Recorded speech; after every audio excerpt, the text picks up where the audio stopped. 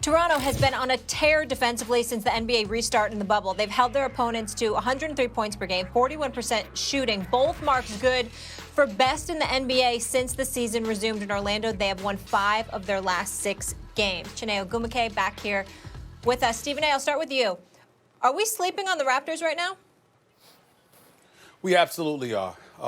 Excuse me, it's undeniable. And the reason why is because, as Pat Riley once coined the phrase, defense wins championships. And that's exactly what the Toronto Raptors have at their disposal. And it's not just like they're elite defenders, like they can just man up and stick you. It's how they do things. If you remember last year, they threw a box and one on Steph Curry, and they were leaving Andre Iguodala wide open. We've seen them throw full court presses, surprise traps. They'll double team you. They'll throw zone deep.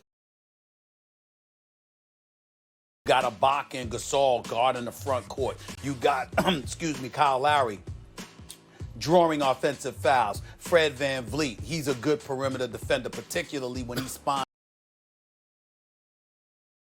passes or deflecting passes. They throw a mixture of things at you, and teams going up against them night in, night out, no matter who they're coaching against, actually seem surprised half the time at some of the things that they do. Nick Nurse was my coach of the year. I have a vote, and I voted for Nick Nurse as my coach of the year. I think he has proven to be an elite coach in the game of basketball. Some unorthodox things that he throws into the equation, he does it in very, very unpredictable fashion. He seems to surprise a lot of his contemporaries and his adversaries with what he does, and he gets these players to buy in. Pascal Siakam at 6'9" is versatile. We know what he brings to the table as well. He's basically the starter team. I keep reminding y'all that Kawhi Leonard, when he contemplated staying in Toronto, he never asked them to get rid of Siakam, but he wanted Paul George. And in order for Masai Ujiri to get Paul George, he was going to have to trade Siakam because Sam Presti and those boys wasn't going to take somebody less than Siakam.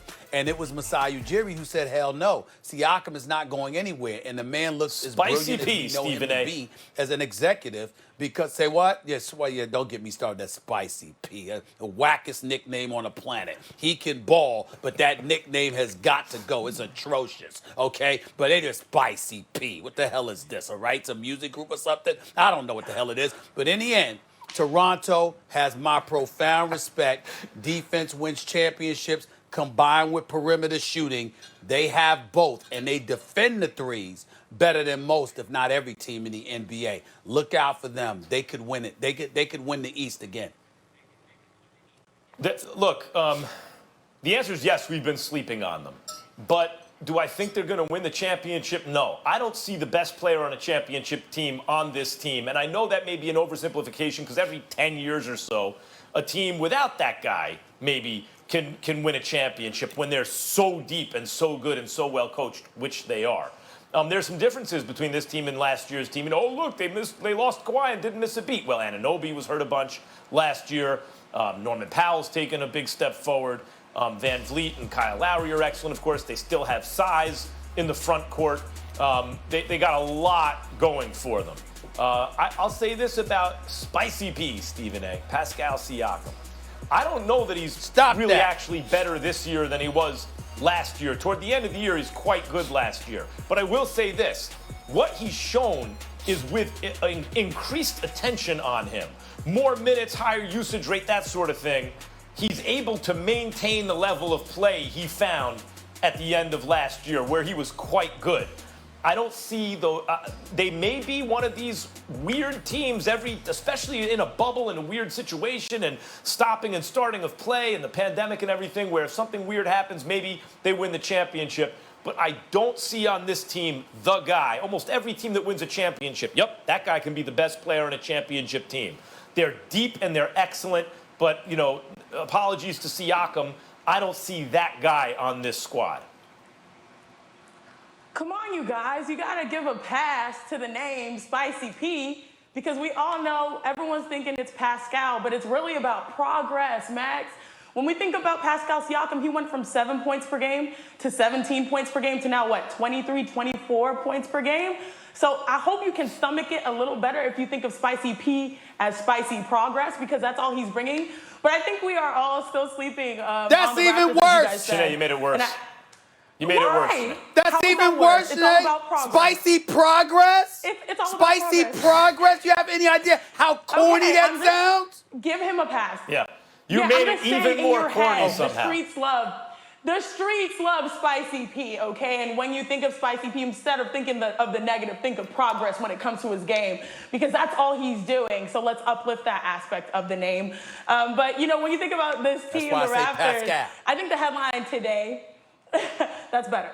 The headline today will be just, that they beat the Bucks with the caveat that Giannis was out.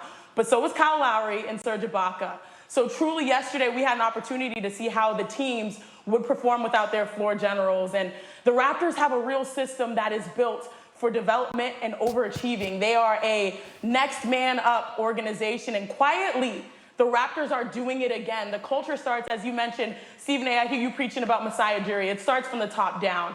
My big African brother Masai is always looking ahead and one of the best minds in basketball. And in a brief convo the other day, as the Raptors were heading into the bubble, might I add that they went in first because that's how prepared they are for situations. Masai said they are getting ready for battle.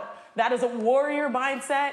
And Masai, he sets the tone for the entire organization and empowers his players and personnel to reach their full potential. Whether you are Spicy P, Pascal Siakam, or Terrence Davis, or Bobby Wexler, or Bobby Wexler is one of the youngest GMs. The Raptors are here to stay, whether they get the credit or not, and the Raptors will continue to go reptar on you, throughout the entire league. So I'm standing by the name. Sorry, guys. Well, first of all, to me, Masai is the best. To me, right now, Masai is the best in basketball. He's the best executive in basketball, and I give major props. And it's important for me personally because we all know that, particularly with the latest hiring and what have you that had taken place, there's about 9 black individuals who are executives in the NBA. Only one gets to call his own shots definitively. It's not a title in name only. The buck stops with Masai Ujiri. That is not necessarily the case for the plethora of other African Americans or Africans who are in positions of quote-unquote power in the NBA. So Masai is setting the standard, and he's doing it on an elite level, and he deserves not only our respect, but our reverence for the greatness that he's put forth. I'm going to go with Pascal. I ain't calling no spicy progress. All right, no spicy P. It's Pascal. No, you don't pipe spicy P I didn't think it could be worse, show. but you made Not it worse. Not from here. It's ridiculous. It's corny, okay? It's just corny. Look, he's got the game to back it up. Speaking of corny, Stephen A. He does have the game. He's got a game that warrants a better nickname than that. Stephen A. I'm not saying he's not deserving. I'm saying he deserves a better nickname than something that corny. The Bucks. And by the way, Max, Toronto is a fly city. Toronto is a fly city. They could come up with a better name than that. Yes, it is. They got flavor. Apparently not. Spicy P. Who the hell came up with that? SOS Drizzy. Speaking of corny, I wouldn't love it either. The Bucks stops with Masai, but the Bucks probably don't because they don't have Kawhi. That's the point. Masai Ujiri is the best executive in basketball. Apologies to Daryl Morey, but Masai is great. And in Denver also, you don't really have home court the same way in basketball as you do in baseball. You can't adjust the stadium to favor left-handed hitters or something. Not like in football, cold weather can actually affect you versus a dome or warm weather. But when you have at that altitude, you can build a deep team, 10 deep that can run everyone out of the gym. Masai did a great job there. Then he gets to Toronto. You see the job he did there. But to get them over the top, he brought in a finals MVP. And I don't see the finals MVP on this squad. Yeah, I mean, the real question for me is, would Kawhi have had a better shot winning the chip with this Toronto team or with the LA Clippers? And we shall see. All right, we'll leave it on that note. Shanae, thank you so much here for being with us. When we come back on First Take, we all have cabin fever, right? Well, imagine You are inside the bubble. Players are venting. We are reacting. Plus, are the Suns poised to make some noise if they get in? All that coming up. Don't go anywhere. He's got to be Hall of Fame. Hell no. Not even a little bit, please. Then I'm wrong and they're right. Don't change now. Don't change now. Only way I'm going to hear that now, man.